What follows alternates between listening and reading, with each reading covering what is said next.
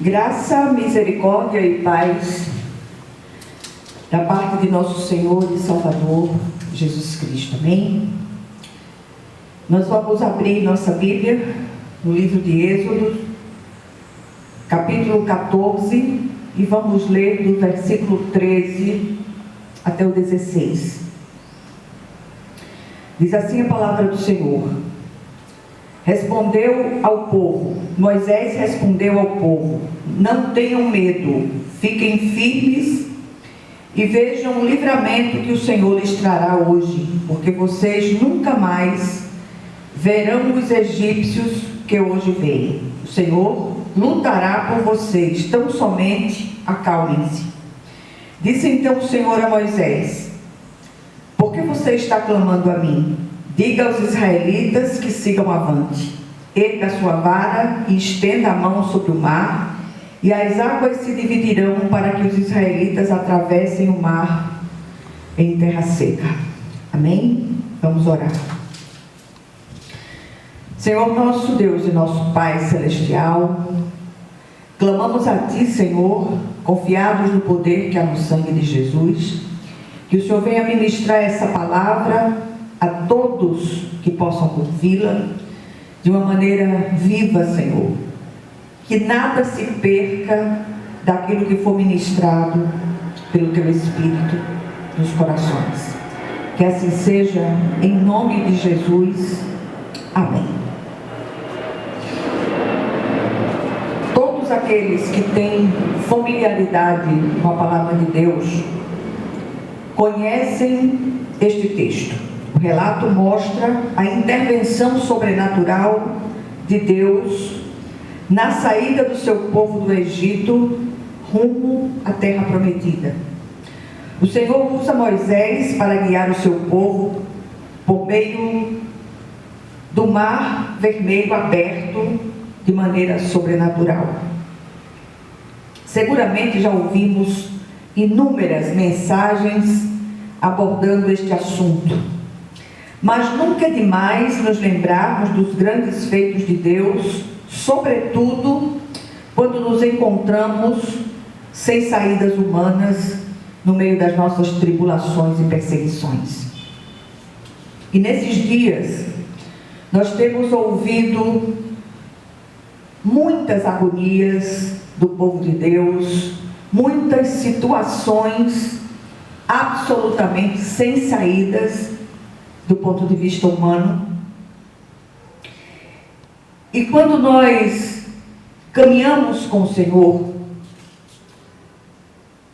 nós descobrimos que nada é impossível para o Senhor.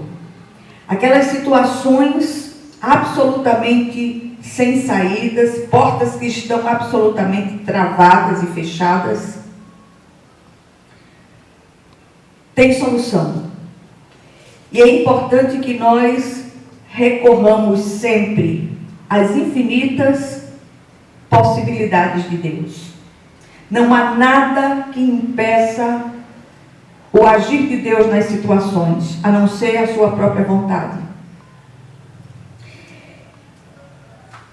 As grandes intervenções, sobretudo sobrenaturais de Deus, demandam fé. E o terreno da fé, ou o canteiro da fé, é a situação adversa. É exatamente nesses momentos que somos desafiados a colocar os pés, para só então o Senhor colocar o chão. O relato apresenta alguns aspectos da fé que nos encorajam a não desistir nas nossas lutas. Olhemos para esses infinitos recursos. E é interessante que nós precisamos reaprender a enxergar com os olhos da fé. A fé genuína é uma certeza que gera quietude e afasta o medo. Versículo 13 diz: não tenham medo, fiquem firmes e vejam o livramento que o Senhor lhes trará hoje. porque vocês nunca mais verão os egípcios que hoje vêm. É assim. Quando o Senhor age, a solução é definitiva. E é interessante que quando nós voltamos um pouco na história do povo de Deus, desde imediatamente antes da libertação, nós vemos o Senhor enviando inúmeras pragas para o Egito. E cada uma das pragas que passavam, que eram vencidas, vinham outras ainda mais sérias e tudo mais, até que chega o instante final, quando o Senhor finalmente liberta o povo. O faraó manda o povo embora do Egito. E mesmo aí, nesse momento, o Senhor é o Senhor que endurece o coração de Faraó para que ele persiga o povo de Deus. Por que que o Senhor fez isso? Para que não houvesse nenhuma possibilidade de se achar que aquela libertação se deu por forças humanas. Em segundo lugar, é o próprio Senhor que toma a dianteira e peleja pelos seus. O Senhor continua pelejando pelos seus. O Senhor lutará por vocês, tão somente acalmem-se. Aqui é crer ou crer, não há meio termo. Os que se desesperam perdem a bênção. E assim tem acontecido com muitos no nosso meio. Em terceiro lugar, quem tem fé, confia e avança, porque sabe que quem fez a promessa é fiel. Disse então o Senhor a Moisés: por que vocês estão clamando a mim? Diga aos israelitas que sigam avante, ou então diga ao povo que marche. Marchar para onde, Senhor? Que tudo parecia concorrer para impedir aquela saída. Foi exatamente isso que o Senhor fez. É precisamente aqui, quando a saída é a mais improvável, que precisamos colocar os pés, confiando, repito, que o Senhor colocará no chão.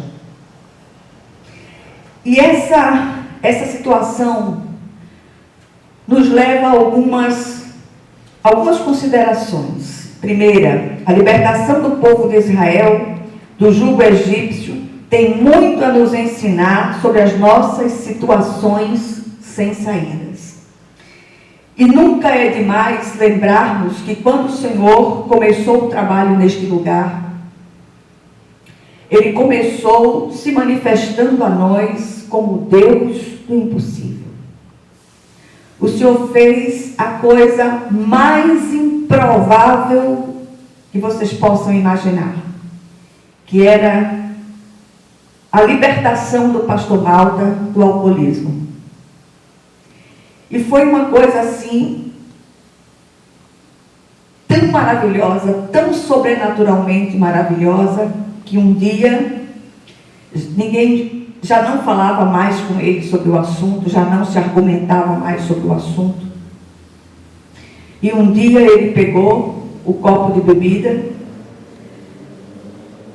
jogou fora e emborcou no balcão do frigorífico que nós tínhamos e disse: a partir de hoje, nunca mais eu boto uma gota de álcool na boca. E assim foi, até a partida dele para a eternidade. O Senhor é Deus do impossível. O Senhor faz coisas que não estão no programa, no cronograma humano, mas Ele é o Deus que opera maravilhosamente nas situações mais impensáveis. O povo de Deus, depois de um cativeiro de 430 anos, finalmente é libertado do Egito pela instrumentalidade de Moisés. Aquele libertador foi levantado pelo Senhor.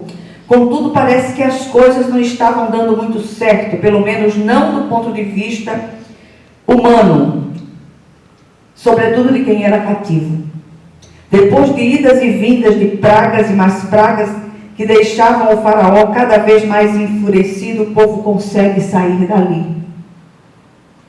Quando o povo pensa que havia conseguido, O que é que ele encontra pela frente? O mar intransponível. Dos lados, uma geografia absolutamente hostil, íngreme. Fim da linha para a visão humana, sim. Quantos hoje estão achando que chegaram ao fim da linha? Não existe fim da linha para o Senhor. O Senhor não é Deus de mortos, o Senhor é Deus de vivos. Segundo lugar, sabe aquela afirmação que diz que desgraça nunca vem sozinha e problema é um bicho feroz. Ele não anda sozinho, ele só sabe andar aos bandos. Pois foi exatamente o que aconteceu. As coisas pioraram e muito. O faraó se arrepende, persegue o povo. Aliás, o faraó se arrepende de ter perseguido o povo. Será que foi isso mesmo que aconteceu? Claro que não. O próprio Senhor, diz o texto, endureceu o coração de Faraó e fez que ele fosse atrás do povo. Ele não perde seu controle, o Senhor não perde seu controle das situações em nenhum momento. Tudo tem um propósito soberano da parte do Senhor. Tão somente confiemos.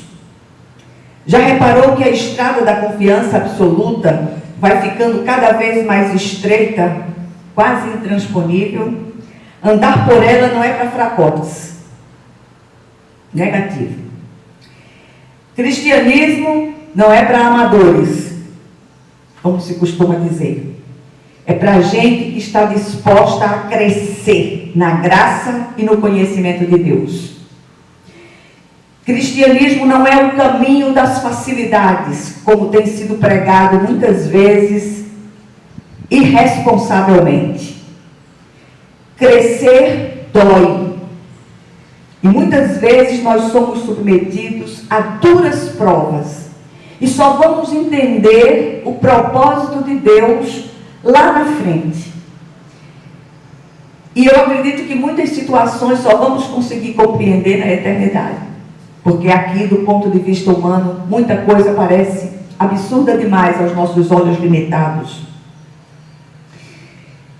O Senhor diz por meio do seu profeta Joel: diga ao fraco, eu sou forte.